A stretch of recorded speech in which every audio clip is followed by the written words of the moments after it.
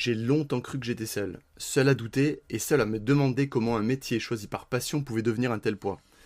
Bienvenue dans Indiana Vets. Je m'appelle Anthony Bourg, je suis vétérinaire et j'accompagne les équipes véto dans leur quête d'épanouissement en tant que formateur et coach professionnel. Comme beaucoup d'entre vous certainement, j'ai connu la perte de sens, le burn-out et cette aversion qu'on peut ressentir pour une profession qu'on aime autant qu'elle nous fait souffrir. Dans ce podcast, je vous propose d'écouter des parcours vrais, des confrères et des consoeurs véto, praticiens ou non, des ASV et des étudiants véto qui racontent sans phare leur réalité, leur remise en question, mais aussi leurs solutions et parfois leur reconstruction. Parce que derrière les sourires et des apparences parfois prestigieuses, il y a des êtres humains qui cherchent tout simplement à s'épanouir dans un métier très exigeant. On va sortir ensemble des sentiers battus et comme toute exploration, ça peut secouer. Alors que ça vous brasse ou non, je vous invite à venir en parler avec la communauté sur le groupe Facebook Indiana Vets. Vous êtes prêts ? On part à la recherche de l'épanouissement vétérinaire. C'est parti! Hello tout le monde et bienvenue sur ce nouvel épisode d'Indiana Vets. Aujourd'hui, j'ai le très grand plaisir d'accueillir Dohan au micro d'Indiana Vets. Salut Dohan, comment tu vas aujourd'hui? Salut Anthony, bonjour à toutes et à tous. Bah, écoute, c'est la pêche atomique, j'aime bien ça comme expression, donc c'est la pêche atomique, donc tout va bien.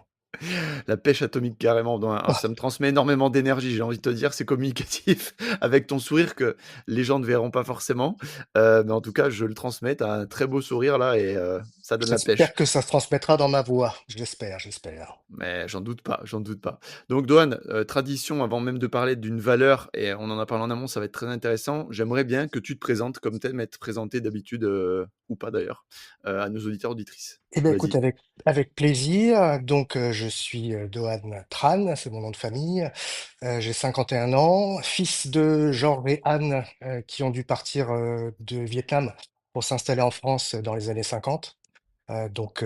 Je me permets de saluer s'ils écoutent. Mari de Stéphanie depuis quasiment 25 ans, père de Emma, Quentin, Élise et Clémence, mes enfants que j'aime beaucoup, et j'exerce la profession de vétérinaire. Donc je vais essayer de ne pas me définir effectivement en tant que vétérinaire directement, ce qui est, je pense, un des pièges, et on y reviendra sans doute, un des pièges de Mmh. notre profession, c'est en fait de confondre, qui on est et ce qu'on fait. C'est-à-dire qu'effectivement, j'exerce la Et profession ouais. de vétérinaire, j'essaye de me forcer à dire ça, parce qu'en fait, je ne suis vétérinaire que professionnellement. Dans un état d'esprit aussi, on y reviendra aussi, mais en tout cas, Mmh. j'ai tout le background, avant que je viens de t'expliquer, qui explique sans doute beaucoup plus ce que je suis que mon métier. Voilà. Mmh. Et tu t'es défini directement en disant que tu es un fils, que tu es un mari, que tu es le père de tes enfants, avant même de dire que tu exerces, la profession de veto et tu as fait directement la dichotomie exercice en gros, ce que je fais et mon identité. Donc, merci pour ça, ça clarifie les choses direct. Alors, j'ai quand même un peu triché parce que j'ai écouté quand même les podcasts et il est certain peut-être que tu m'aurais demandé ça à froid comme ça. J'aurais peut-être dit: «Je suis vétérinaire», Mmh. sorti de d'Alfort en 98 et j'aurais enchaîné avec le reste. Mais en fait, j'essaye vraiment maintenant de trouver la place qu'a mon métier, et notre métier, dans notre vie et cette place doit être, celle qui lui est dévolue, c'est-à-dire importante, mais qui ne doit pas prendre toute la place. Donc ça, je pense que c'est fondamental, déjà dans le premier message. Et on y reviendra, mais je pense qu'on est beaucoup plus que vétérinaire, ASV, et ASV. Voilà. Ah oui, là, ça ferait une transition directe vers quelque chose de très intéressant que tu as fait et en fait, là, j'ai quand même envie de te demander directement, qu'est-ce qui fait que tu as ce raisonnement-là de, tu sais, remettre tu as dit, le métier doit retourner à sa place, ben, de métier, d'exercice, c'est important, mais ça me définit pas pour autant à 100. Qu'est-ce qui Ouais, fait que tu as eu cette réflexion? parce que je pense qu'une des donc on sait que nous sommes une profession, fragilisée par des plein de soucis, dont des soucis psychologiques et en fait cette définition, et la société en fait, parce que nous sommes un métier, qui est reconnu par la société et qui est admiré par la société, mais en fait nous sommes souvent réduits justement à notre métier et donc quand on a des soucis dans le métier, ou alors quand on est attaqué en tant que professionnel, on va se sentir potentiellement attaqué en tant que femme ou homme et c'est là où ça peut être destructeur, et moi le premier. C'est-à-dire qu'effectivement, à partir du moment où on me fait sentir que je suis mauvais vétérinaire, je vais me sentir potentiellement un homme mauvais, dans ma globalité Mmh. et c'est quelque Et ouais. chose qui, dans la souffrance actuelle de la profession, je pense, est excessivement, délétère par rapport au fait de ne plus pouvoir faire la différence entre le professionnel. On a le droit de se tromper professionnellement, on a le droit pour moi de faire des erreurs professionnelles. On peut, avoir des mauvais jours, professionnellement sans pour autant être un Mmh. mauvais être humain et donc c'est cette Clairement. image parfois de mauvais être humain qu'on peut avoir, en soi, alors même que ce n'est que notre métier entre guillemets. Même si c'est un métier important, c'est un métier passion, mais ça d'emblée, c'est remettre effectivement l'église au milieu du village, de dire en Mmh. fait, nous sommes, je suis, vous êtes, vous-même d'une richesse et d'une complexité, et ça, je pense que le terme complexité reviendra très souvent, une Il y a des complexité chances. infinie, infinie. Et oui. Donc, on ne peut pas juste se dire je suis veto, point final, parce qu'en fait, Mmh. encore une fois, il y a toute l'histoire, et même l'histoire, je commence avec le déracinement de mes parents. C'est en fait quelque chose qui est fondamental dans l'histoire familiale et qui explique tout un tas de choses, à la fois pour moi et pour mon frère qui a aussi fait vétérinaire, pour ma sœur qui a fait des grandes études aussi. Mais voilà, on a eu un statut social, nous, à récupérer du fait du déracinement. Donc, Et oui. d'où aussi Mmh. la direction vers l'aspect vétérinaire. Voilà. Euh, D'accord. donc, Tu dis d'où la direction vers l'aspect vétérinaire? d'où la direction vers l'aspect de grandes études en tout cas, parce qu'il D'accord. fallait OK. récupérer un statut culturel et social qui avait été perdu, par la l'exil, de mes parents qui a effectivement été bien sûr difficile, plus que Mmh. difficile bien sûr. Et donc nous Et oui. en 2e ou troisième génération, je suis plutôt troisième génération, il y avait un sentiment de devoir réparer quelque chose, qui avait été abîmé. Donc tu vois, il y a Mmh. toute cette histoire-là où si je me définis juste comme vétérinaire, sorti d'Alfort en 98, en fait, ça donne qu'une toute petite parcelle, de finalement ce que je suis, ce dont j'ai hérité et ce qui me porte, au jour le jour. Oui, je comprends beaucoup mieux, je suis content de t'avoir posé la question.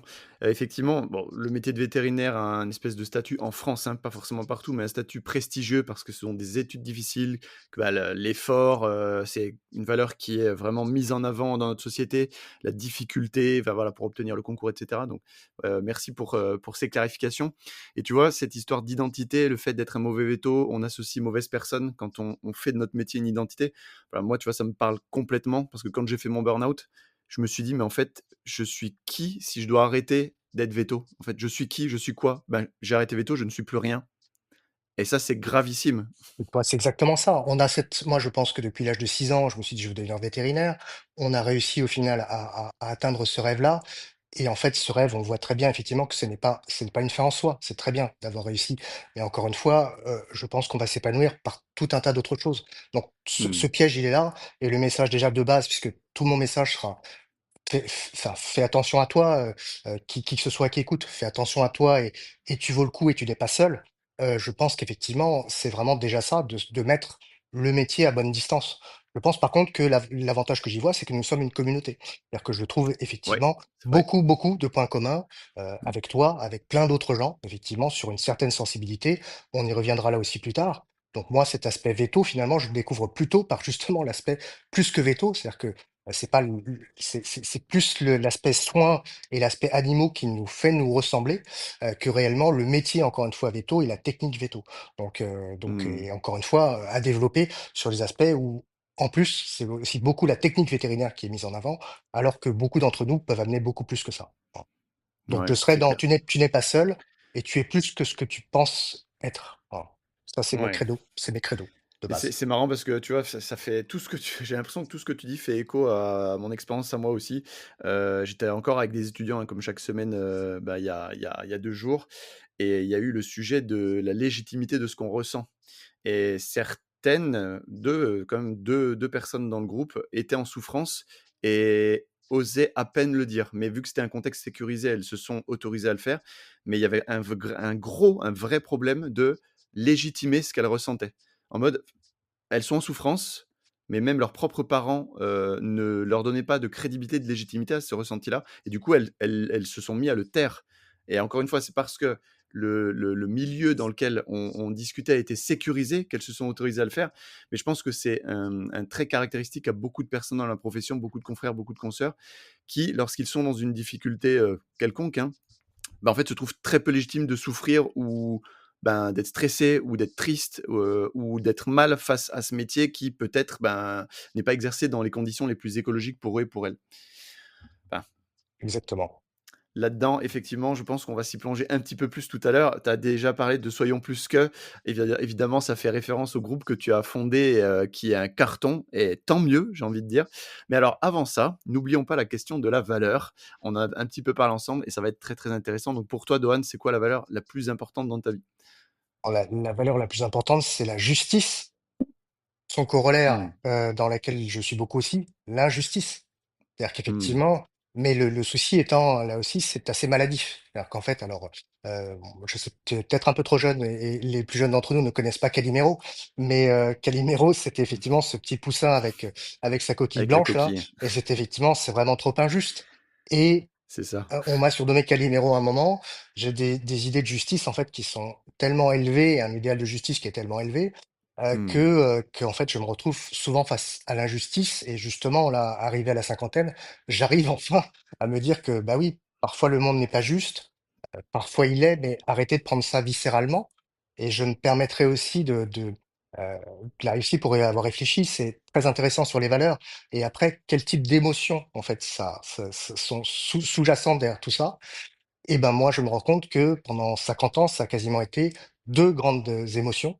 La peur, donc la Mmh. peur, effectivement, lié au fait que justement les choses peuvent sans doute devenir injustes, que malgré le fait qu'on puisse faire très bien les choses, en fait les choses puissent mal tourner, ce que je trouve Mmh mh. potentiellement injuste, et la culpabilité. Donc je me suis senti toujours excessivement coupable, de ce qui pouvait se passer, y compris dans d'autres métiers, sur des aspects techniques, de dire: «Ah si je foire là, qu'est-ce que je vais me sentir coupable?» Et effectivement, dès qu'il y a des choses qui ne vont pas, ça peut me donner ce sentiment de culpabilité. Et là Mmh. aussi, à 50 ans, enfin 51 là depuis 3 jours, j'essaye de, Bon anniversaire en retard alors. merci, merci. J'essaie vraiment d'avancer là-dessus, mais je pense que peur, culpabilité, justice sont là aussi enfin, émotions et valeurs qui parlent, je l'espère, à beaucoup de monde. Je vais Ah quand même sûrement, hein. illustrer Mmh. juste l'aspect justice ou injustice. Là, hier, j'ai eu une dame en salle d'attente qui vient premier rendez-vous. Et en fait, la première chose, j'ouvre la porte et la première chose qu'elle me dit, c'est: «Ah, c'est pas votre associé?» Point d'interrogation. Ce qui est toujours, je trouve, un petit peu désagréable, et d'autant plus, là où j'ai trouvé ça hyper injuste, c'est alors, que c'est moi qui suis son animal 90 du temps. 2, elle vient le mercredi, donc parce que là, on est jeudi aujourd'hui, donc le mercredi, jour où mon associé n'est jamais là. En fait, je travaille avec elle depuis 15 ans, ou 10 ans, elle n'est pas là. Mmh mh. 3, elle vient pour des échographies, donc c'est moi qui les fais. Et 4 surtout, c'est D'accord. une dame, en fait, la dernière fois qu'elle était venue pour échographie, elle m'avait dit qu'elle avait perdu sa carte bancaire parce que quelqu'un était venu passer la prendre chez elle. Et donc, j'avais interrompu l'échographie. J'avais passé 1 heure montre en main avec elle elle venait de se faire arnaquer à la carte bleue par quelqu'un qui était venu lui prendre sa carte bancaire. Donc, j'avais appelé sa banque, j'avais appelé ses enfants, j'avais appelé tout le monde pour bloquer la carte et faire en sorte qu'elle récupère. Et en fait, il y a donc une notion d'injustice totale sur le suivi Mmh. de l'animal, sur l'aspect personnel où je m'étais beaucoup investi. Elle m'avait pas du tout remercié d'ailleurs, derrière. Et donc tu Eh vois, ça oui, c'est un truc qui m'a rendu, un malade, mais en tout cas la notion d'injustice était vraiment très, très forte. Voilà. Et surtout, oui, et sur la notion de culpabilité, là aussi quelque chose qui j'espère, parlera à pas mal. Et donc ma chère associée vraiment que j'adore, m'avait juste envoyé, une NF par photo sur un chat qu'on suivait ensemble, donc où on voyait en fait que la chatte était abîmée et cetera. Et en fait, je l'avais vue la veille et tout de suite j'ai culpabilisé en me disant: «Zut, voilà, c'est de ma faute, j'aurais dû faire la NF la veille, c'est moi qui ai pas bien fait» et cetera et cetera. Alors même que, et je le sais très bien parce que je travaille avec elle avec un énorme plaisir, et loin d'elle l'idée de me culpabiliser en quoi que ce soit. Le but était juste de m'informer de quelque chose. Mais tout de suite, bien je me sûr. suis senti coupable de pas avoir bien fait. Donc des choses en fait qui sont présentes depuis un petit peu tout le temps. La grande différence maintenant, c'est que je les identifie, je mets un nom dessus. Donc là, de dire: «Tiens, Clairement. tu es en train Mmh. d'avoir peur, tu es en train de te sentir coupable», ou effectivement, tu trouves ça injuste là, donc en gros, tu es plus ou moins en colère. Mais tu vois, cet aspect de nommer les émotions, de les reconnaître, de les nommer, me fait vraiment un bien fou. Donc ça aussi, Tu c'est m'étonnes. message un Mmh. peu à ceux qui nous écoutent, celles et ceux qui nous écoutent. En fait, vous vivez sans doute avec ces émotions depuis très longtemps, et elles sont parfois difficiles à identifier tellement elles sont là. Mais quand vous arrivez à les identifier, c'est beaucoup plus simple. Petit aparté, effectivement, ce que je te disais juste avant l'enregistrement, mais je vais devoir boire un petit peu parce qu'effectivement, j'ai une petite maladie auto-immune que j'ai attrapée en allant au Vietnam justement, pour la première fois. En Donc je suis plus. revenu avec une maladie auto-immune, a priori, de ce que pense le médecin interniste suite au choc, psychologique du retour aux sources. Donc voilà, il y aura des petites pauses juste, boisson. Donc je me permets de boire un tout petit peu, ça fera un petit bruit de Tu as bien déglutition, raison. mais voilà. Donc Respectons nos besoins physiologiques. Et du coup, j'en profite pour dire une chose, c'est qu'on parle systématiquement des valeurs, hein. Chaque personne annonce sa valeur ou ses valeurs les plus importantes et il y a un vrai lien entre valeurs et émotions. Donc c'est encore une fois, tu fais gagner énormément de temps. On va pouvoir parler d'encore beaucoup plus de choses parce que pour le coup, c'est parfois des choses qu'on aborde en fin d'interview. Mais en gros, oui, les émotions sont complètement liées à nos valeurs. Quand nos valeurs ne sont pas respectées, par exemple, ben, on va ressentir de la colère. Et typiquement, toi, en situation d'injustice, forcément que les émotions vont se manifester parce que pour toi, il y a Ouais, un désalignement. Donc c'est très intéressant. exactement. Et d'autant plus, c'est intéressant, comme tu l'as dit, de savoir, comment dire, de comprendre nos émotions, de savoir les nommer, comme tu l'as dit, et parfois encore plus finement que ce qu'on est capable de faire à la base. Parce qu'à la base, on est capable de dire je suis triste, je suis en colère, je suis surpris, je suis dégoûté, mais on n'arrive pas trop à aller dans la finesse. Il y a toute une finesse de vocabulaire aussi à, comment dire, à intégrer, parce que c'est vraiment quelque chose qui s'apprend, hein. Les émotions, on peut complètement apprendre. C'est un sujet qui se développe de plus en plus, heureusement. Et comme tu l'as très bien dit, en sachant les repérer, les nommer et les exprimer, on vit souvent d'autant mieux les événements. C'est clair. Exactement, et pour donner un peu de note d'optimisme quand même, voilà, là, ce que j'essaie de faire, la transition, c'est entre la colère de temps en temps, mais surtout la peur, la culpabilité. C'est la notion de plaisir maintenant qui est en train d'apparaître beaucoup, beaucoup dans ma vie, y Génial. compris au niveau du travail, Mmh. ou d'avoir la chance de faire plein de choses différentes, dont l'enregistrement de ce podcast, encore une fois, qui pour moi est une chance extraordinaire et je t'en remercie. Donc c'est vraiment effectivement cet aspect de plaisir, basculer en fait de la peur vers le plaisir, bah, c'est un changement fondamental et Tellement. bah, Mmh. et une sorte d'horizon. Là, je suis en train de regarder par la fenêtre, j'ai droit à un beau soleil avec un beau ciel bleu. Bah, écoute, c'est exactement ça. Le soleil et le ciel bleu qui Mmh. qui se lèvent, me semble-t-il. Mais il m'a fallu 50 ans pour arriver Ouais, à envisager ça. Donc, c'est un long chemin. Et désolé pour les plus jeunes, mais c'est c'est parfois clair. un peu lent, quoi. Après, il y a des gens qui sont beaucoup plus rapides que moi, hein. Moi, je suis un peu lent du processus, hein. Écoute, ça j'ai envie de dire que ça prend le temps que ça prend. On est tous tellement différents avec une telle complexité. Tu as déjà parlé de ce mot-là qu'on va évidemment on va aller explorer en profondeur, vu qu'on va parler aussi de neuroatypie. Mais oui, oui, clairement, ça peut prendre beaucoup de temps et on peut faire l'hypothèse aussi que certaines personnes n'arrivent jamais à le faire. Donc ça, moi, ça me rend aussi très triste parce que je me dis qu'ils passent à côté d'un aspect magnifique de la vie. Mais oui, il y a des manières de voir les choses plus claires, de voir les choses d'une manière positive, de mettre plus de plaisir, si on parle de notre métier, dans notre pratique. Beaucoup de vétérinaires, on sait très perfectionnisme, je vais y arriver, perfectionnistes, qui font que ben, ils ne voient pas tout ce qu'il y a à côté du médical, du chirurgical, de ce caractère impératif d'être parfait et de gérer parfaitement les situations. Et c'est très dommage parce que malheureusement, ils passent, à côté de tout un pan de ce métier qui est, vraiment magnifique, qui est sur le relationnel aussi et qui est sur l'émotion parce qu'on travaille avec un métier, j'ai envie de dire, avec de l'émotion, brute, hein, des émotions brutes tous les jours. Exactement. Alors du coup, Dohan, je pense que maintenant que les présentations sont faites, que les auditeurs, Un auditrices, peu longue, bah, effectivement. Donc, chers c'est auditeurs, chères génial. auditrices, si vous avez 4 heures devant vous, on vient de commencer tranquillement, et puis là, on va dérouler, voilà, on va Voilà, dérouler c'est ça. jusqu'à demain avec Anthony, donc il n'y a pas de souci. C'est Accrochez-vous, proportionnel. Voilà, pour 5 minutes de accrochez-vous. présentation, on a 1 heure de podcast. Là, on a 17 minutes, donc faites le calcul. C'est ça, exactement. Donc Dohan, on l'a dit, on allait parler de complexité, on allait parler d'humain, de neuroatypie. Donc je te laisse me dire par quoi tu as envie de commencer. Bah, on en avait aussi déjà discuté, mais qu'on est persuadés tous les deux que le monde vétérinaire est bourré de neuroatypiques. Alors après, Ah ça, ça va être compliqué effectivement de mettre et que le problème de la mmh, neuroatypie, c'est de mettre des étiquettes. Parce que oui, déjà, les neuroatypiques n'aiment pas obligatoirement les étiquettes. L'avantage et le désavantage d'avoir une étiquette, c'est que ça permet quand même de se dire, tiens, je suis pas tout seul.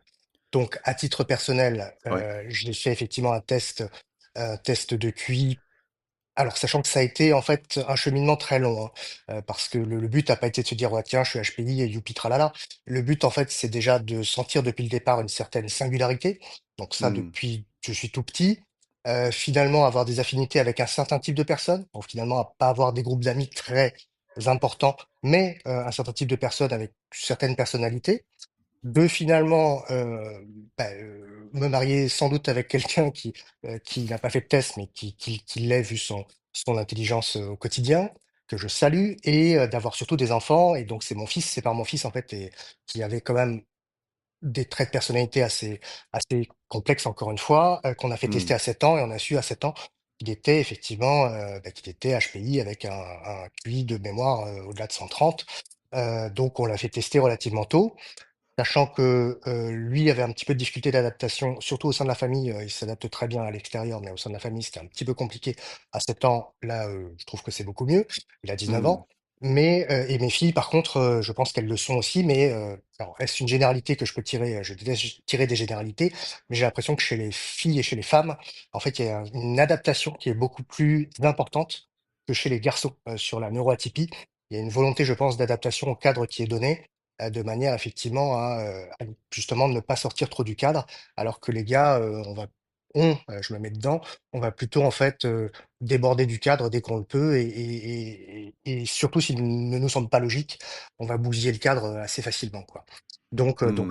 moi, ça a été surtout donc une alerte via mon fils, un lent cheminement pour me dire: «Tiens, je ne me reconnais pas justement dans un certain nombre de cadres, généraux, qu'on me donne. Mhm. Donc ça a été de se reconnaître quand même dans certaines définitions du HPI, de faire le test, d'avoir une validation scientifique quand même avec un chiffre qui en l'occurrence était, 143, de Mhm. QI effectivement. Bon et en fait, c'est un test, où la psychologue de l'autre côté, m'a aussi, diagnostiqué plus ou moins un TDA et je sais que normalement ça se diagnostique pas en même temps que le fameux test, WAIS là, le ouais, D'accord.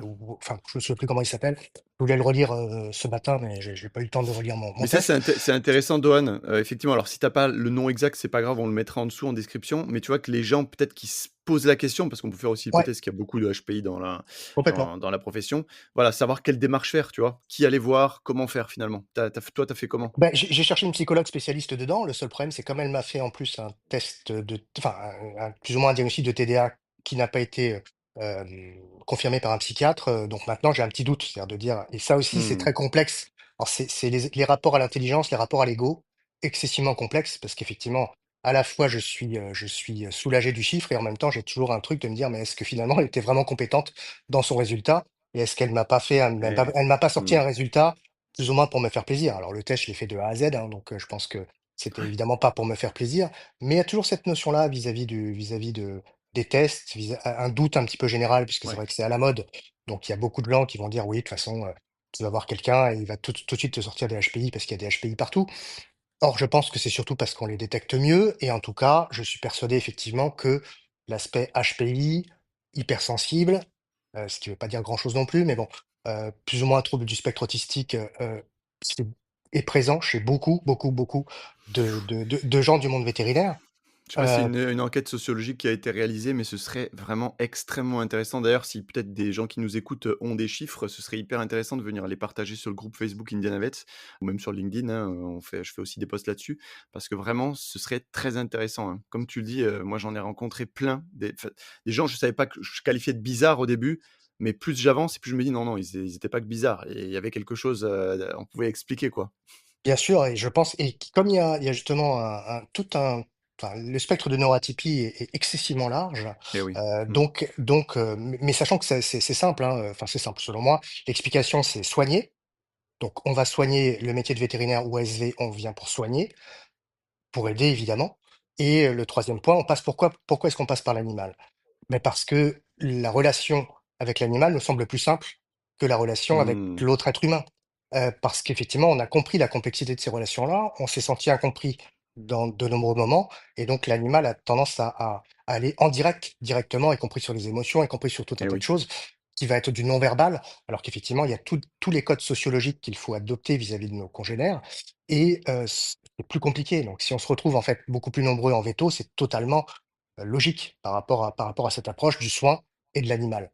Donc et pour moi, ça explique vraiment toutes les difficultés qu'on a, pourquoi nous sommes un métier potentiellement à risque, pourquoi? Parce que, de toute façon, je pense qu'il y a beaucoup, beaucoup de gens qui sont dans une singularité où ils se disent: «Je ne peux pas être compris parce que je suis trop singulier».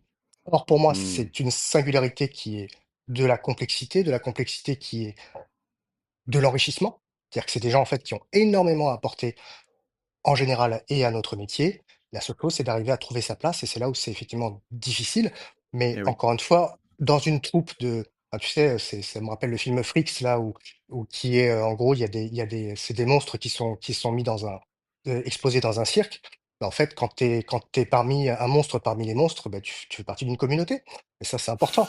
Donc, et la communauté Solide de gens, métaphore. la communauté de gens bizarres, et ben voilà, Voilà. on est dans une communauté de gens bizarres, mais rejoins-moi, mon ami. T'es bizarre, bah, moi aussi. Par contre, là où je te vois, c'est que tu projettes une lumière. Et ça, c'est quelque chose. Alors, je suis très, très, normalement scientifique et très peu ésotérique. Mais alors, là-dessus, sur l'aspect, je reconnais mes semblables qui dégagent une lumière autour d'eux et qui ont une aura, bah ouais, ça, j'ai la prétention de penser les reconnaître, avec juste cette énorme frustration de voir parfois cette lumière s'éteindre du Eh fait oui. des Mm. contraintes d'environnement, des contraintes des gens qui ne sont pas compris dans ce qu'ils peuvent apporter, et cette envie de leur ouvrir les bras pour leur dire, mais en fait, bah voilà, ta lumière, le monde n'attend que ça pour être plus clair et effectivement, Mm. euh, que tu puisses projeter cette lumière pour, encore une fois, qu'un maximum de monde puisse euh, profiter d'elle, quoi. Et donc, c'est cette frustration de voir qu'au jour le jour, il y a, et surtout dans notre métier qui, encore une fois, est assez. Enfin, il y a un gros carcan, hein. Et le carcan, encore une fois, pour moi, il est technique. C'est-à-dire, en fait, on nous apprend à dire soit un veto technique, soit faire soit sache faire des belles chirurgies, sache faire des échographies, sache poser des diagnostics hyper complexes et soit effectivement, si possible, un super spécialiste hyper reconnu. Bah ouais, mais finalement, quand on ne l'est pas, quelle est notre place?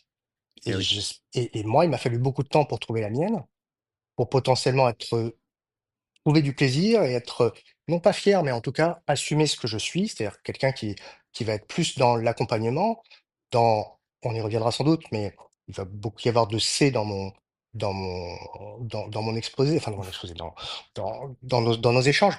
Mais c'est vrai que peut-être beaucoup plus dans le care, dans le care que dans le cure, et donc ça me permet d'aller là-dessus, qui est effectivement défini assez bien dans divers bouquins.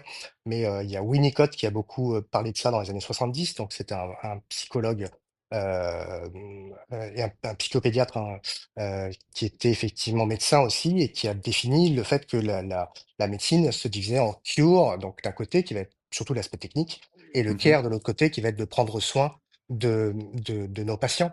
Donc le français malheureusement n'a pas cette notion en un seul mot. En fait, on va pas pouvoir définir le cure et le care.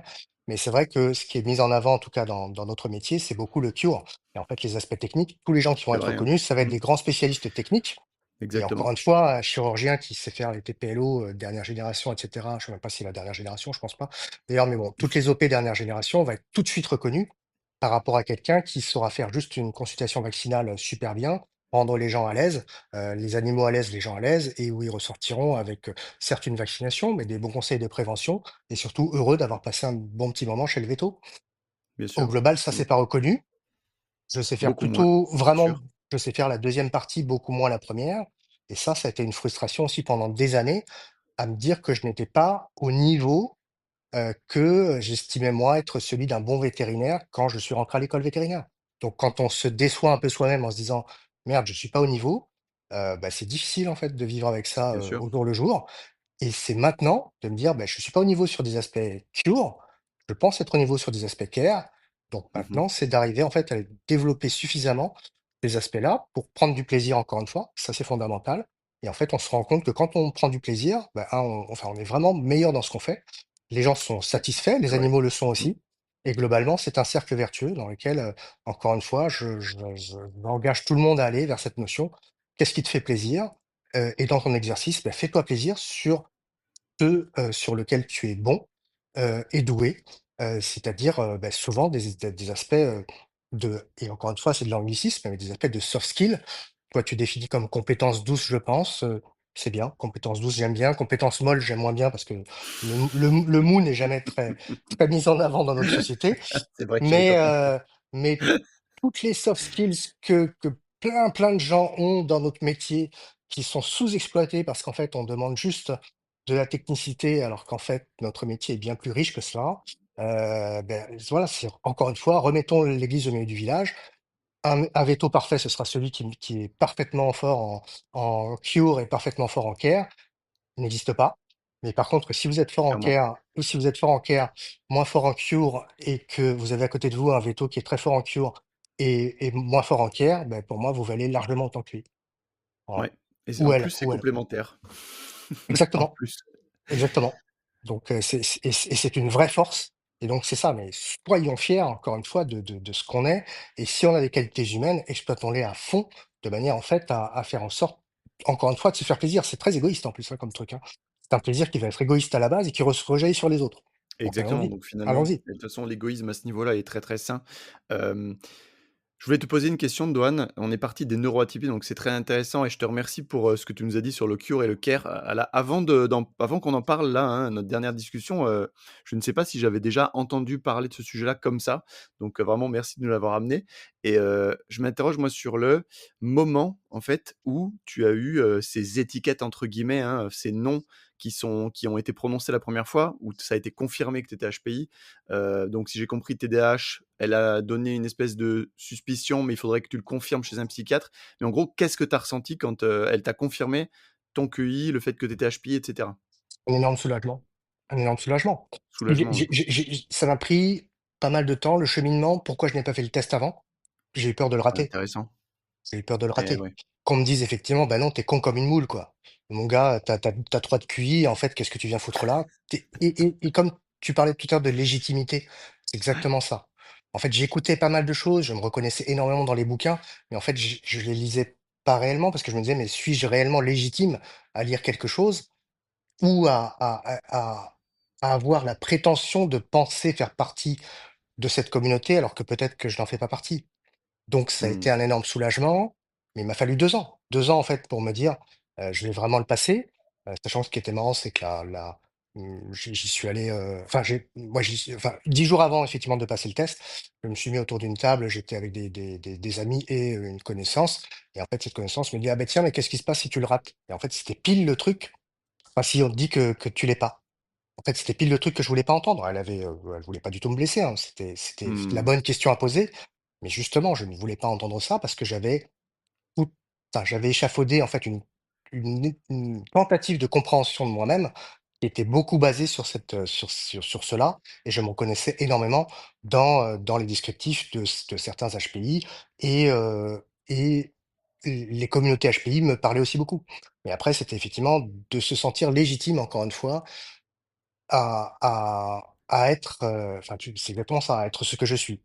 Mmh. Donc c'est que finalement, une validation scientifique me Ouais, disait exactement, ouais. que je pouvais être comme j'étais, alors même que, évidemment, dans l'idéal, on ne devrait pas avoir besoin de ça. C'est se dire: «Bah, oui, de toute façon, dès lors que tu es là, que tu assassines pas des gens, que tu essaies de faire le mieux possible et que tu donnes ton meilleur, le meilleur de ce que tu es, même pas de ce que tu peux». Moi, je suis pas obligatoirement dans l'effort, mais en tout cas, j'essaie de faire au mieux à chaque fois. Bah, pour moi, tu es légitime d'être là, quoi et tu es légitime, bah, comme tout être humain, on n'est pas dans de la Mmh. performance, on est dans le fait d'être ce qu'on est, mais tu vois, c'était vraiment ça, c'était de se dire: Ouais. «Et j'ai le droit d'être comme je suis» et après de Et tu vois, Dohan, pardon, je t'interromps 2 non, je t'en secondes. prie, je t'en prie. Il y a 2 mots que tu as utilisés qui sont très parlants par rapport à ce que tu mentionnes comme étant de la légitimité. Tu as parlé du risque de rater et en fait, j'ai envie de te dire, réussir ou rater ce test, qu'est-ce que ça veut dire? Rater le test, ça veut dire quoi pour toi? Bah, ça aurait été d'être en dessous des seuils où tu es éventuellement, HPI. Mais Mmh, à un moment, c'était de dire: «J'ai besoin de savoir, de toute façon, j'ai besoin de ouais. savoir». Bah, admettons, tu aurais été en dessous de 130, tu aurais été à 120, j'en sais rien. Qu'est-ce que ça aurait provoqué chez toi, tu penses? Ouais, au départ, une déception et effectivement, il y avait quand même toute une construction de dire ça faisait partie d'une des bases de construction. Mais après, c'est là où on se rend compte toujours avec l'expérience et en fait, j'avais eu la chance d'enregistrer un premier podcast le jour où j'avais reçu enfin 2 heures après avoir reçu les Ah oui. résultats et donc j'étais vraiment dans un état, assez second en me disant: «Ça y est, j'ai la clé pour tout». Mais en fait, c'est pas du tout c'est une clé d'entrée. C'est Mmh, quelque chose en fait intéressant. qui est une clé d'entrée d'un coffre, qui encore une fois regorge plein de trésors, de la merde aussi, hein, soyons clairs. Il y a des merdes, cachées dans le coffre, ou d'un puzzle, on a pu en discuter un petit peu ensemble. Mais c'est vrai que d'un puzzle où finalement c'est une des pièces principales du puzzle, une pièce sans doute centrale, mais ce n'est qu'une des pièces du puzzle qui fait, 500 000 pièces et j'en suis sans doute à avoir posé, 1 pièces quoi, tu vois? Sur le truc. Et Mais ouais. ça m'a donné en fait une c'est à chaque fois je pense cette image du puzzle elle est bonne. tu te sens bien à partir du moment où tu as une sensation que ton puzzle intérieur, il est cohérent. Et il y a une image Mmh. qui est pas complètement brouillée et complètement, heu, voilà, où tu ne comprends rien, en fait, à ce que tu vois. Donc moi, à partir du moment où j'avais posé cette pièce, je me disais: «Tiens», en fait, la pièce prenait toute la place et je me disais: «Ça y est, mon puzzle, il est complet, j'ai tout pigé». En fait, tu prends du recul Et en et tu fait, te rends non. compte que, bah, Mmh. non, pas du tout.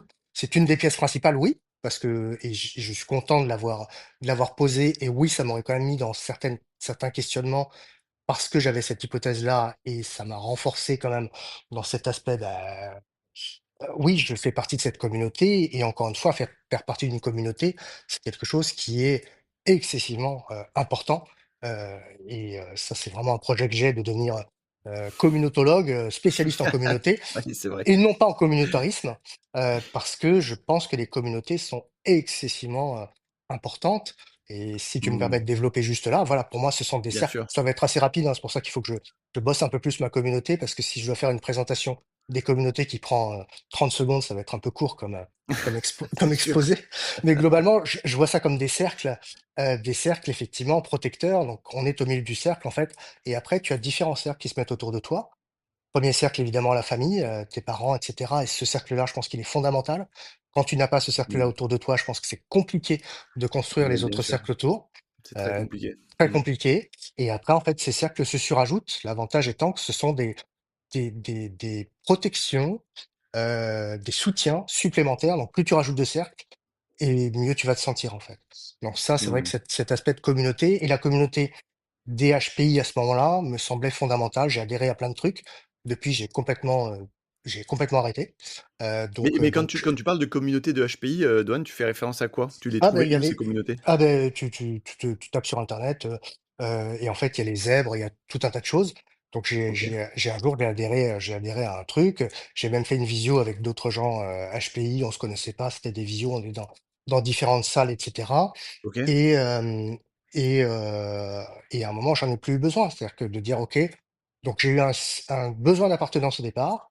Après me D'accord. dire: ben j'en fais potentiellement partie. OK, maintenant c'est là» et maintenant j'essaie d'avancer sur la connaissance de moi-même, beaucoup plus complexe que cet aspect HPI qui d'ailleurs est là où on me dirait aujourd'hui: «Bah, finalement, elle s'est plantée, tu l'es pas», j'en ai rien à foutre.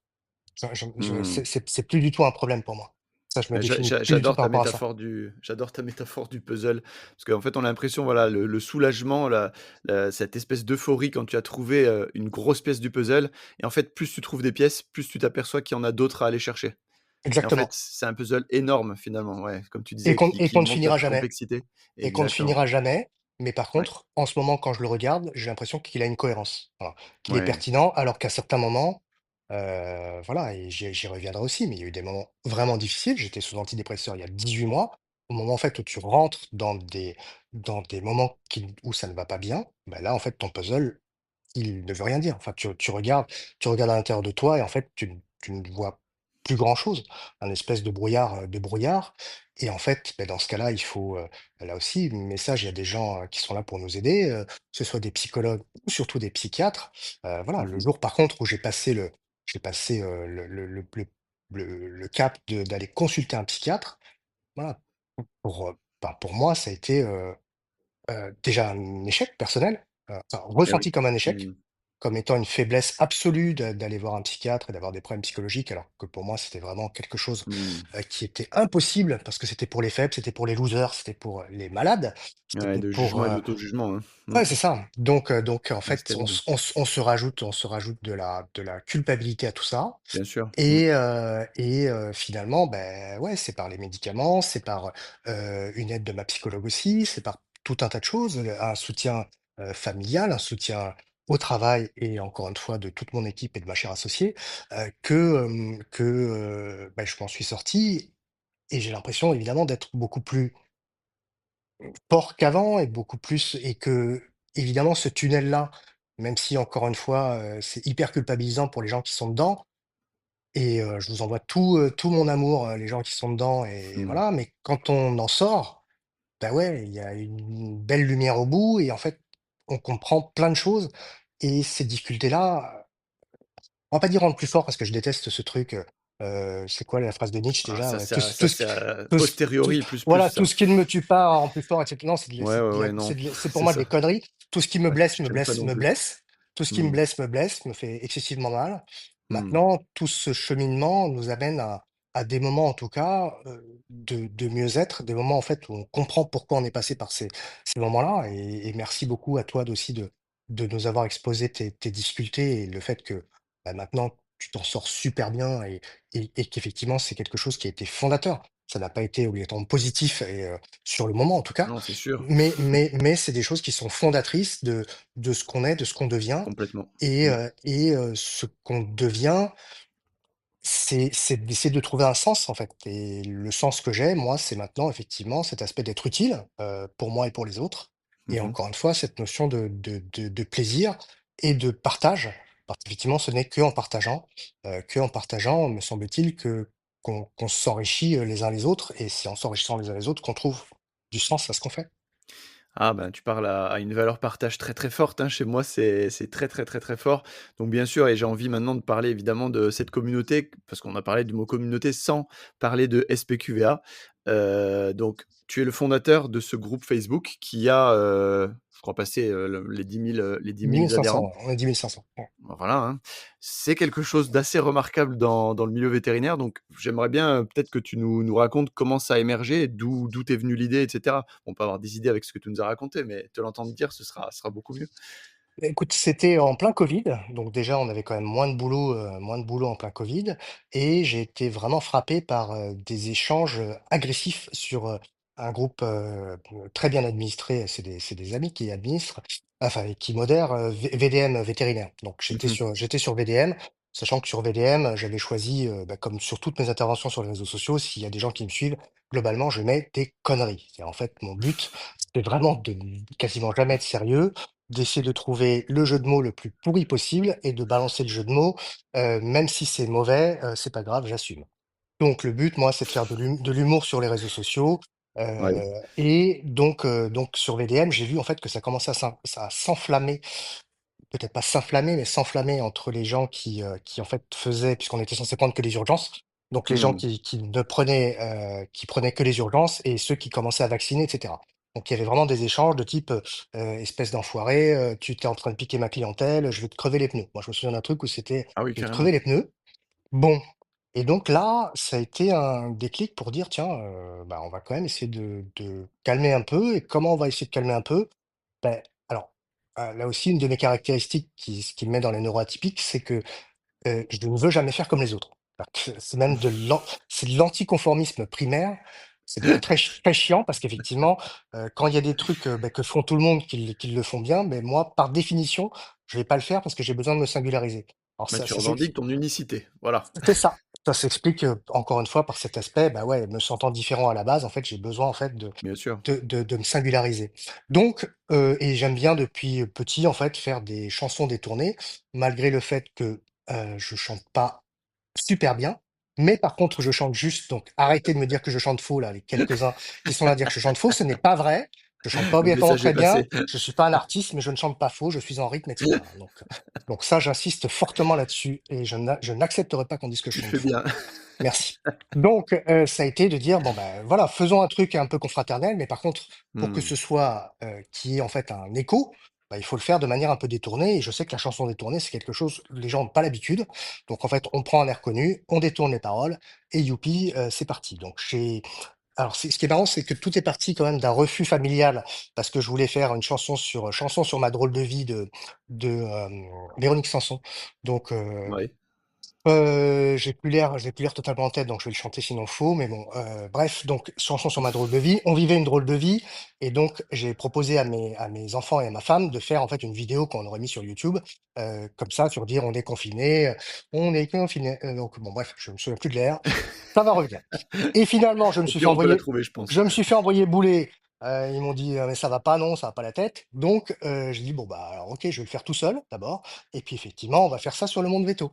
Donc ça a été de faire, ben: «On est tous na na na na na na na, sur une drôle de vie, on est confinés, machin». Bon bref, donc tout un truc sur le confinement. Ah ouais, ouais. Et après le refrain, c'était sur la confraternité. Donc: «Et si tu te poses des questions, ton confrère est là et si et s'il te répond, donc tout un tas de choses sur Hmm, l'aspect un peu bisounours, parce que j'aime beaucoup moi les aspects bisounours.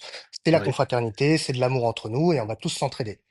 Donc je poste ça, je me dis: «Bon, voilà, ça va faire, bon, j'ai la désagréable, habitude de suivre les likes quand même sur les publications». Donc je sais, une publication qui marche bien, elle fait 50 likes, quoi. Et donc j'en ai Hmm, eu, de mémoire, j'en ai eu 800. C'était vraiment ok. très impressionnant. Donc j'ai enchaîné en fait, après en me disant: «Bah ouais, mais alors c'est un peu bisounours, mais moi en fait je suis quand même, même si j'ai une tête, de d'informaticien avec un balai dans le cul, que tu peux tout à fait en attester puisque Tu te juges là. je suis en face de moi». Non, mais j'adore aussi, alors ce qui est super, c'est que J'aurais jamais j'adore, dit ça. moi j'adore les clichés, j'adore jouer avec ça. Donc c'est pour ça que, je me suis dit: «Bah ouais, mais en fait ça représente pas réellement ce que je suis», qui est quand même, j'aime beaucoup, ouais, enfin de la déconne un peu bizarre. Et donc, c'est pour ça que j'ai enchaîné assez rapidement sur une autre chanson qui était, Alexandrie Alexandra, avec une chorégraphie qui allait bien avec, donc plutôt, alors il va falloir que j'apprenne un petit peu parce que donc je vais résumer.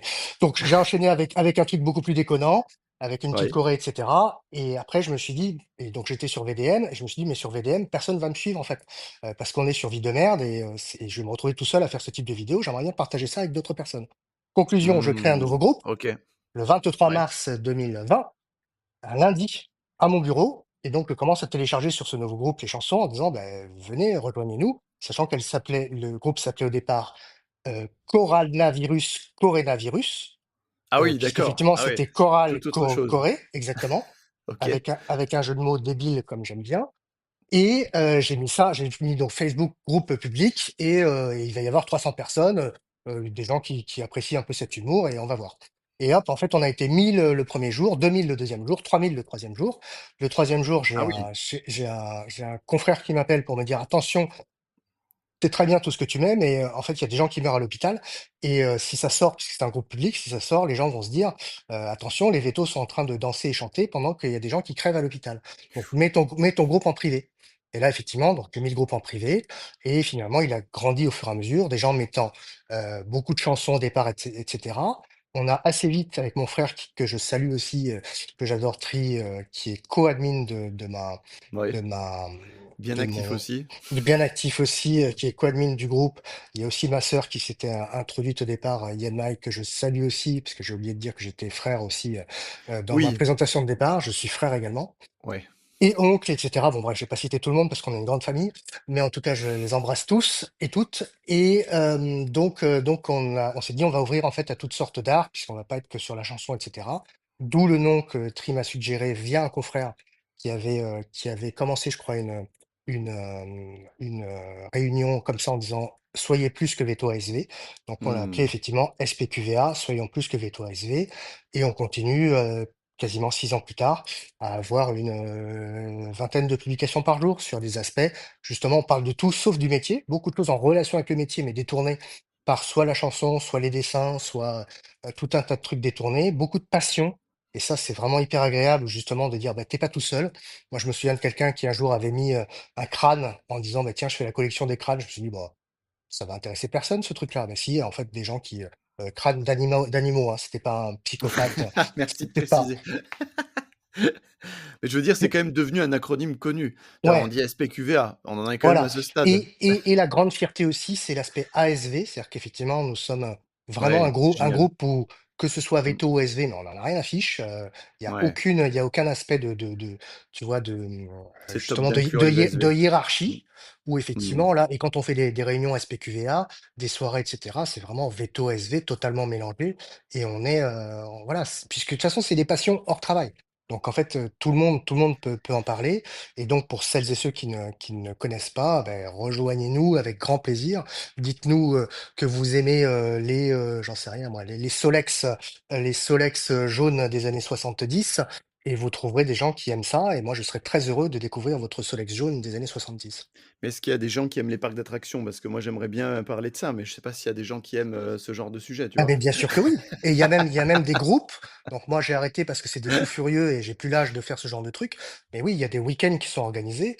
Je salue aussi, Cindy Bouquemont, qui est une des grandes organisatrices de choses SPQVA et qui effectivement a fait déjà ils ont Ah ouais, fait c'est déjà génial. plusieurs parcs d'attractions et il y a une communauté qui est assez forte. Il y a plein de choses qui sont nées de cette communauté, donc c'est une énorme fierté.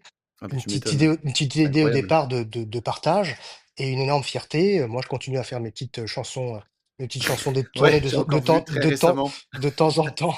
Ouais, je consulte sans l'IA. En fait, c'est vraiment des trucs Oui, qui c'est ça. sont, voilà, j'ai entendu «Je danse le Mia» dans la voiture et hop, je me suis dit: «Bah, tiens, Ça colle bien. ça m'évoque consulte sans l'IA» et hop, c'est parti, on va faire une petite chanson détournée. Bah, un moyen de Heu, nourrir ta créativité, hein. On est dans le C. C pour créativité, n'est-ce pas? exactement, tu me permets de rebondir donc Ah bien sûr, c'est avec sur les plaisir. 3 C. Pour les 3 C qui sont constitutifs maintenant de mon existence ou j'aime bien me donner des petits mantras comme ça. Donc ça va être corps, le corps, parce qu'effectivement, j'ai utilisé mon autre C, le cerveau, pendant là aussi 50 ans en Eh l'estimant oui. totalement débranché. Donc moi, je n'étais qu'un cerveau, je n'avais pas de corps, hein, donc totalement débranché du reste de mon corps effectivement et donc là, depuis, que je me suis aperçu qu'il fallait faire attention à mon corps.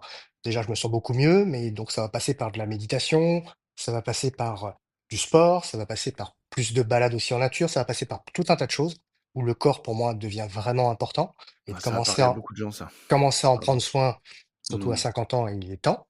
De la nourriture aussi, j'ai tendance à bouffer vraiment beaucoup, beaucoup de la merde. Maintenant, je fais un petit peu plus attention. C'est pas encore génial, mais Eh voilà. oui, c'est ça paraît anodin comme ça, mais c'est un vrai sujet, je pense, pour de nombreux vétos, hein. On est beaucoup cerveau et très, très peu corps. Ouais. Vraiment. Ouais, c'est génial que tu parles de ça, hein. Le corps. La deuxième chose, c'est la créativité justement, sachant que je me rends Mmh. compte que quand je ne vais pas bien, justement, c'est là où je ne suis pas créatif, je suis plus sur les réseaux, j'ai plus d'idées de chansons et j'ai plus envie de bouger mes doigts et de bouger mon corps dans tous les sens. Donc là, ça veut dire que je vais pas bien, clairement. Donc j'ai besoin en fait de Ouais. cette créativité pour, pouvoir mener vraiment une existence équilibrée, donc ça, c'est important et le troisième C, c'est la complexité et j'assume totalement cette complexité, c'est-à-dire de dire, bah, ouais, je suis un être excessivement complexe, qui peut être, extraordinaire dans certains moments. Je me donne aussi le droit d'être un autre C, très con à d'autres moments, mais j'estime avoir, un le droit, 2 pouvoir le reconnaître. C'est-à-dire j'espère que c'est une de mes qualités. Si je me plante Et ou pourquoi pas?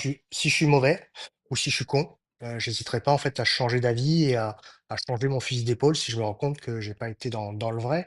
Et Ouais, ça aussi d'accepter son erreur. justement Mmh.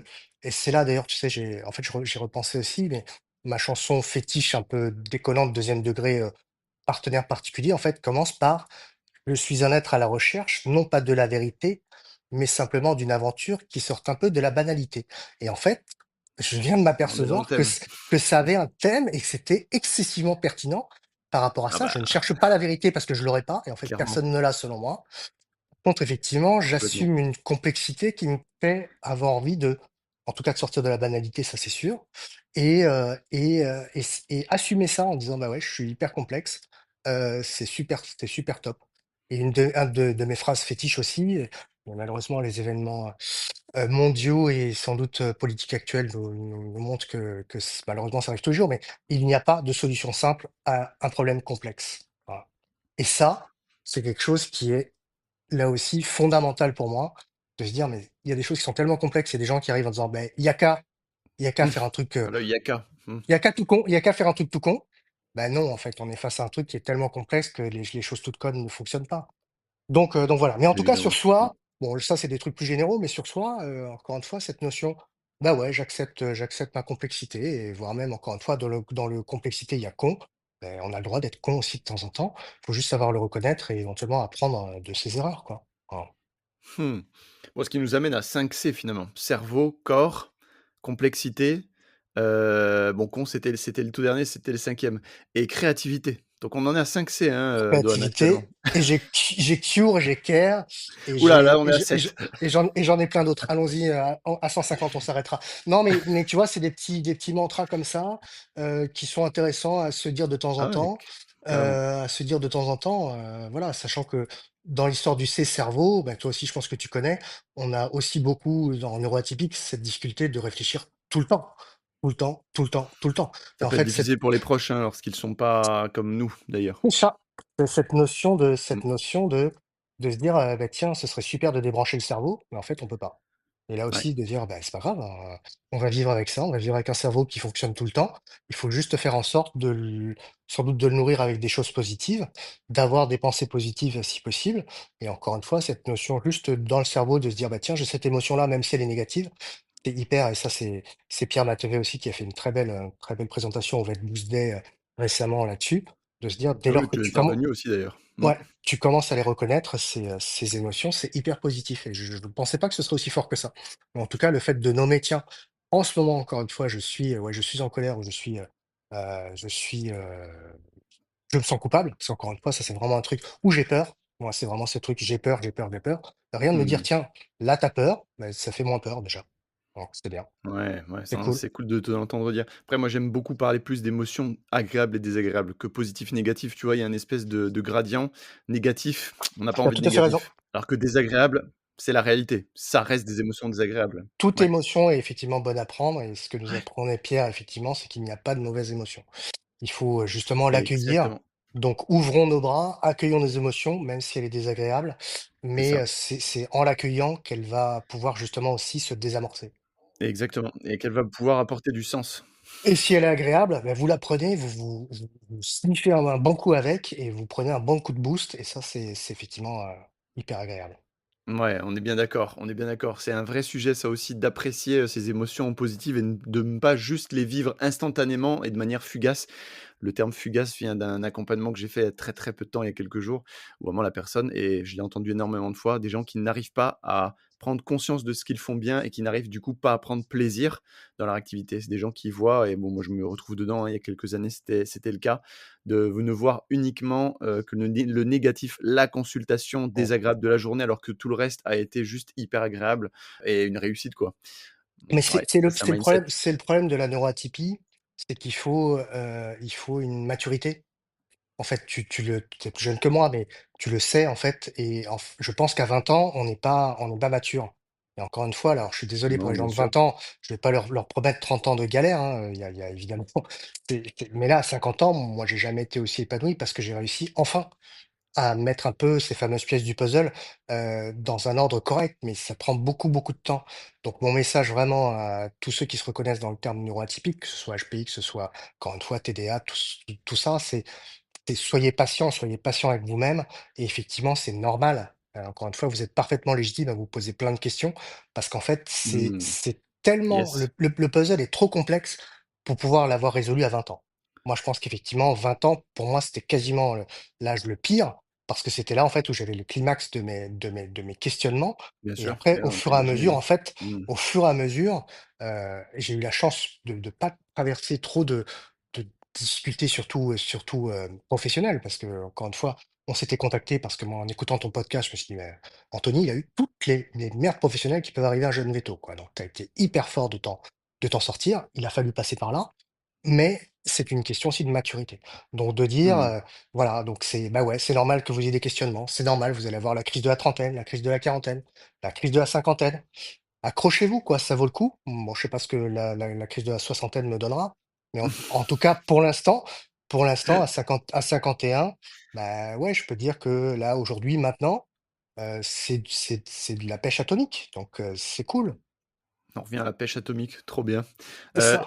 j'ai envie de te dire, on peut essayer d'amener des pièces du puzzle, aux jeunes. Après, il y a, je pense aussi un aspect réalisme, d'expérience, d'expérimenter les choses pour apprendre à se connaître et ça, à part le temps, il y a pas grand chose. Alors on peut toujours leur amener des éléments de compréhension vis-à-vis d'eux-mêmes, hein, en communication, savoir échanger avec les gens pour le coup pas perdre de temps parce qu'il s'agit d'une compétence et beaucoup de personnes malheureusement, alors je parle pas que des vétos, là je parle des humains tout court, ont, beaucoup de problèmes trouvent leur origine dans notre incompétence à communiquer. Ça, c'est une de mes grandes croyances et comme tu l'as dit, le problème est très complexe et c'est pas avec une solution aussi simple qu'on va régler, les choses. Mais je crois quand même que la communication est une grande clé. Je le vois au quotidien. Je pense qu'apprendre à communiquer, c'est vraiment, très, très important. Et le message que tu passes aussi et que je veux relayer, c'est cet aspect d'environnement. Autant je Ouais, pense que c'est compliqué à 20 ans, et encore une fois, vous aurez plein de bons moments, et cetera, mais il y aura des moments de questionnement qui sont tout à fait normaux. Si on a des vingtenaires qui nous écoutent, hein, mais je pense qu'il y a un petit peu tous les âges. On va tous se oui, poser des questions, mais par contre, Je pense qu'on se pose d'ailleurs suffisamment de questions, on se remet suffisamment en question, et encore une fois pour les gens comme moi, hein, je parle pour les gens comme moi, mais je pense qu'on est très nombreux encore une fois dans le métier, on va culpabiliser suffisamment pour que il nous faille un environnement qui soit hyper safe. Donc ça, Mmh. j'insiste là-dessus, environnement de travail, environnement personnel, etc. Si jamais vous tombez, vous vous cassez la gueule et que la personne à côté de vous vous enfonce la gueule, vous partez Ouais, tout de c'est pas suite. normal, ouais, Tout de clairement. Et il suite. faut vraiment se dire C'est que c'est pas c'est- normal. c'est Mmh. quelque chose effectivement qui est sur mon caractère, donc encore une fois que je projette sur de nombreux d'entre nous, on est suffisamment, si on se casse la gueule, en fait, on va se dire c'est de ma faute. Enfin, moi, c'est Bien comme ça. sûr. Si je me Mmh. casse la gueule, je me dis c'est de ma faute, je vais pas jamais me dire c'est de la faute de quelqu'un d'autre à côté. Donc j'ai besoin de gens qui vont me soutenir plutôt que qui vont me dire bah oui, c'est de ta faute du con. Parce que si on me dit c'est ta Ouais, faute du con, bien je sûr. suis déjà en train de m'enfoncer moi-même. Si en plus, alors que je suis déjà enfoncé, on m'enfonce la tête et on me tend pas la main, bah, c'est là où je vais m'effondrer totalement. Donc en fait, c'est vraiment des questions Je suis complètement d'environnement d'accord. Mmh. sur lequel, et ça, je pense qu'on a tous la capacité de reconnaître un environnement qui n'est pas bon. Le grand terme actuel très à la mode, c'est toxique. Je suis d'accord, c'est toxique, et dans ce cas-là, si c'est toxique, il faut partir. Donc c'est ça, c'est vraiment le truc. Bon, alors après, j'espère que je vais pas créer trop de divorces ou trop de départs dans les cliniques, mais mais mais moi, ça a été nécessaire, dans mon ancienne clinique, sur un environnement que j'estimais toxique pour moi. Voilà, il a été nécessaire de partir, et depuis, c'est la renaissance totale. Donc c'est vrai que c'est beaucoup, beaucoup aussi une question d'environnement, parce que mon caractère, nos caractères font que de toute façon, la remise en question va être déjà présente. Donc, en fait, j'ai pas besoin encore une fois On n'a de pas gens besoin d'autre chose. Ouais. de gens qui appuient sur, Mmh. sur des choses qui font déjà mal. C'est vraiment en fait de mettre du sel sur une plaie qui est déjà ouverte, qu'on essaie de faire cicatriser, ça sert à rien en fait. Donc c'est Non, on est d'accord, hein, ça trouver les sert à gens rien. qui vont mettre des Mmh. pansements et qui vont effectivement vous soutenir au quotidien.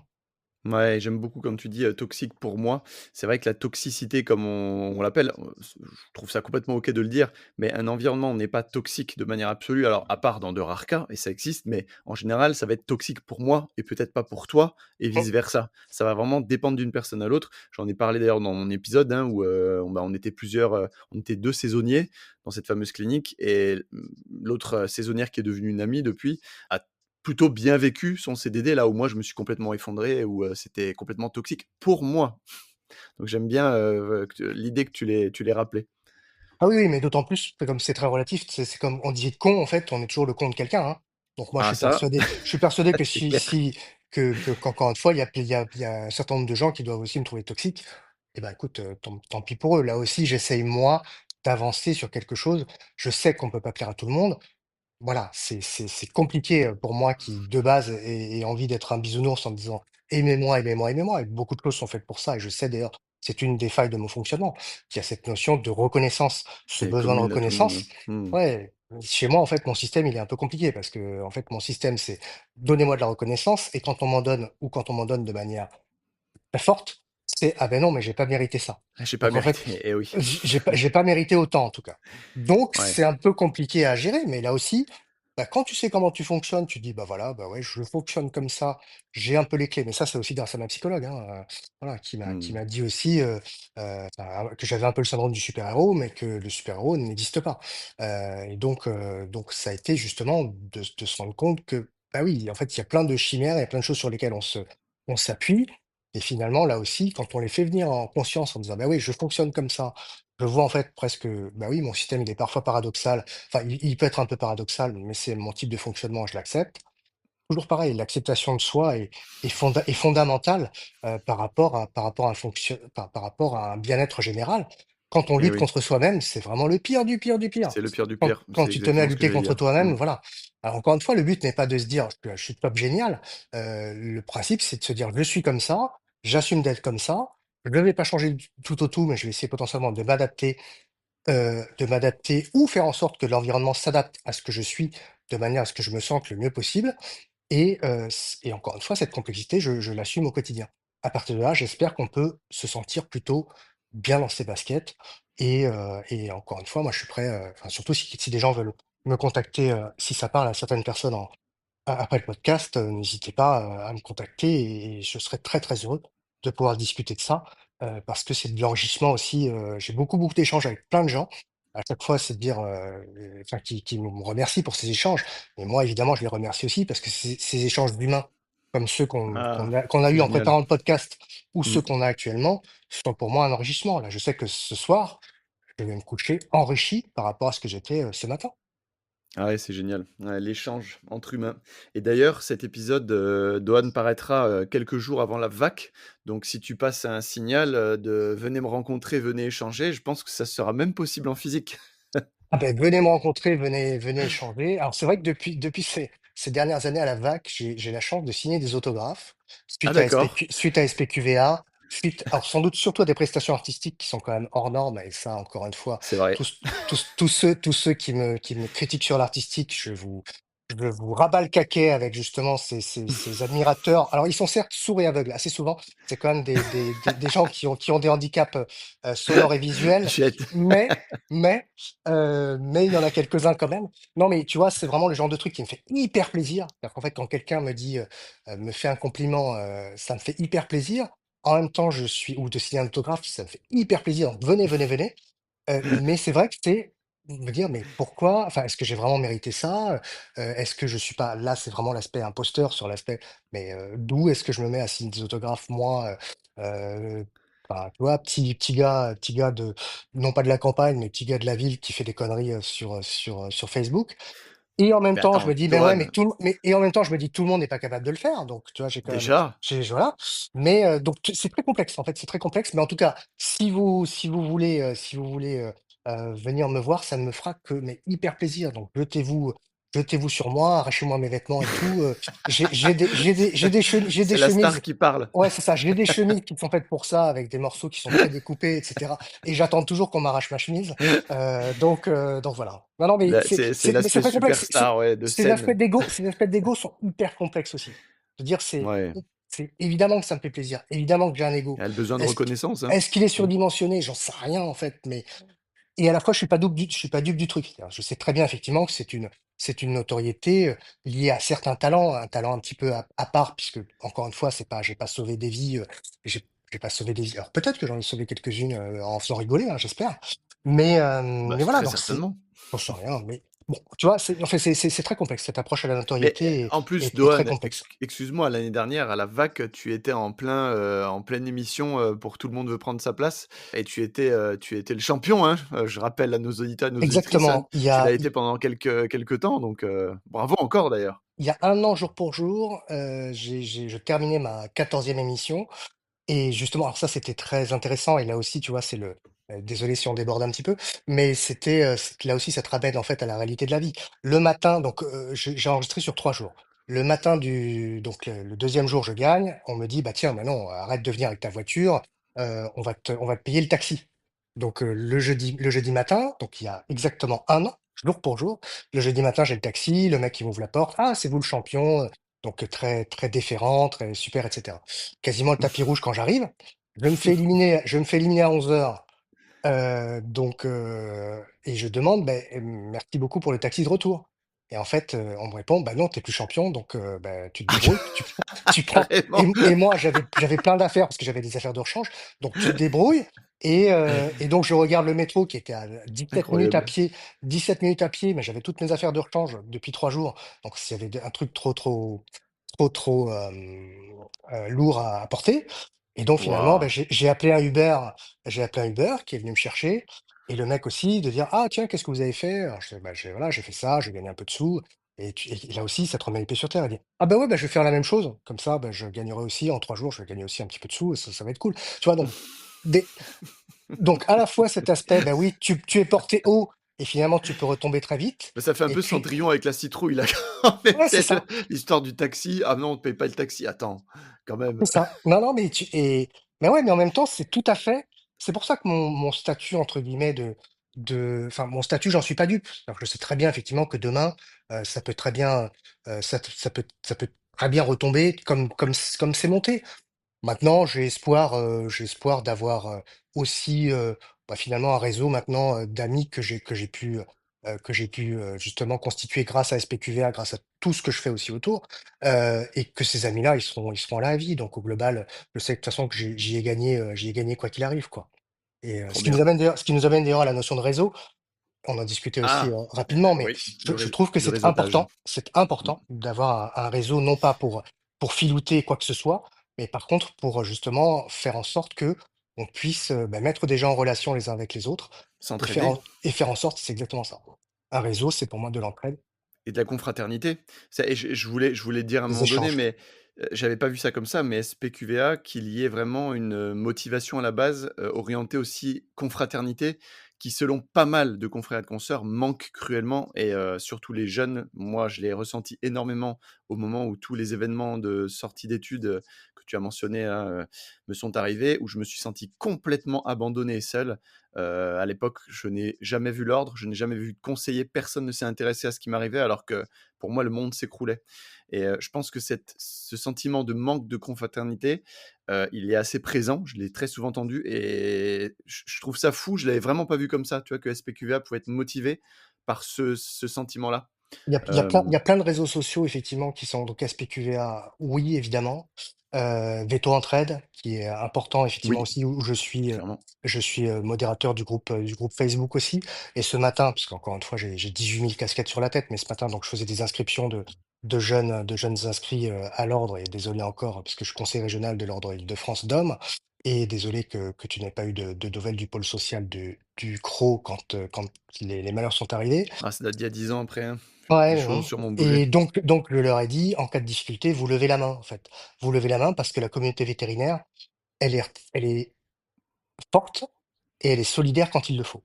Ouais, C'est-à-dire c'est qu'effectivement, important de le il y a verbaliser. il y a cette notion que s'il y a une difficulté et ben, finalement, si tu lèves la main, tu vas avoir, 300 personnes que ce soit par les réseaux sociaux, que ce soit par tout un tas de choses qui vont se précipiter vers toi de manière totalement, non intéressée, juste en fait pour dépanner, pour voir ce qu'ils peuvent faire, pour partager une expérience, pour donc c'est ça qui m'a donné énormément d'espoir. C'est que, comme je te disais, moi je pensais que cet humour un peu décalé et cette notion de justement d'appel un peu bisounours, allez, aimons-nous les uns les autres et cetera, ça allait toucher 300 personnes, on est 10 500. Donc au global, tu vois, c'est vraiment quelque chose qui porte en fait et les valeurs bisounours, c'est important et en fait, elles sont présentes dans la communauté. Donc, oui, alors tu Mmh. auras toujours des gens, que j'estime être des connards ou des connasses, mais globalement, pour moi, ils sont minoritaires par rapport à finalement une, communauté, encore une fois, communauté, ouais, forte, solidaire, belle. On a une belle communauté. Parce qu'il y a des Mmh. belles personnes à l'intérieur qui sont C'est clair. fortement, enfin, avec une représentation forte des neuroatypiques. Ah! Aussi, C'est pour eh ça oui, selon moi non, mais ouais, c'est pour ça qu'elle est aussi belle. Parce qu'en fait, clairement. Il c'est y a des une très gens grande qui diversité. c'est des Mmh. gens qui vont ressentir tout un tas de choses et qui, face à une personne en danger, en fait, vont même pas réfléchir et vont sauter à l'eau même s'ils savent pas nager. Donc tu vois, Mmh. c'est ça le truc. Et ça donne vraiment envie de se dire: «Mais voilà, fier d'être véto, mais fier d'être véto parce qu'on sauve des animaux, mais aussi parce qu'on a une communauté qui est belle et ça, c'est hyper important, quoi. Ouais, c'est très beau justement de t'entendre dire ça. C'est génial. Alors d'ailleurs, on arrive sur la fin de cette interview, Dohan. J'ai envie de dire, On vient de c'était commencer, c'est pas c'était normal. Non, non, je suis absolument pas d'accord avec ta notion du temps. Moi, j'en écoute, suis à la présentation. J'en suis à la présentation, je ah voudrais mince, c'était la dérouler ah présentation! oui, oui, c'est ça, ouais, je suis en train de me présenter là, donc je voudrais dérouler le reste de ce que j'ai à dire. Écoute, moi, je ne suis absolument pas fermé à d'autres épisodes d'ailleurs, Dohan, hein. Ça pourra être une toute autre thématique On parce que là, on c'était une ou des quelques thématiques, mais on pourra tout à fait on les verra ouvrir. si on a des demandes. Si vous vous enchaînez devant le ministère de l'intérieur en demandant un nouveau podcast, Anthony et moi Nous serons tout oui, sommes prêts à en faire un. Voilà, donc n'hésitez pas, ça passera aux nouvelles et avec plaisir. on répondra à vos attentes. Donc peut-être que c'est le moment, Dohan, si tu avais une pépite à délivrer, à nos auditeurs et nos auditrices, ce serait laquelle pour toi? Ce serait ce serait: «Tu es un être lumineux, ne laisse pas ton environnement éteindre ta lumière et projette ta lumière autour de toi. Non seulement tu te feras du bien et tu feras du bien aux autres». Donc ça, c'est vraiment quelque chose que j'ai appris. C'est, voilà, c'est n en tout cas, ne laisse jamais ta lumière s'éteindre. Si jamais tu sens qu'elle est en train de s'éteindre, heu, lève la main et quelqu'un viendra te rallumer. Je vous laisse avec ces derniers mots de Dohan. Si vous le souhaitez, vous pouvez venir poursuivre la discussion sur le groupe Facebook Indianavets. On vous y attend avec impatience. À très bientôt.